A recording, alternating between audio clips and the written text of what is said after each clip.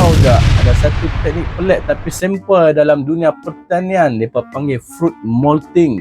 Ni kira tanam buah secara kreatif. Masa buah masih muda, mereka bawa masuk dalam acuan plastik, duk sinar, lepas tu biar dia besar ikut bentuk acuan tu.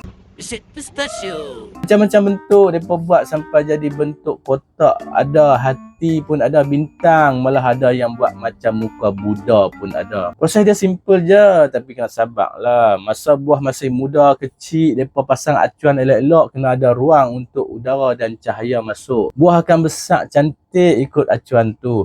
Dan simpelnya, teknik ni bukan saja lawa tapi jualan dia naik mencanak sebab orang anggap dia hadiah eksklusif, hiasan premium, nak makan pun sayang. Dalam masa yang sama, petani pun boleh tunjuk seni mereka. Ni kira pertanian campur seni. Macam mana? Hampa buatlah buah muka Bang Jo. Tengok jadi macam mana. Sila komen.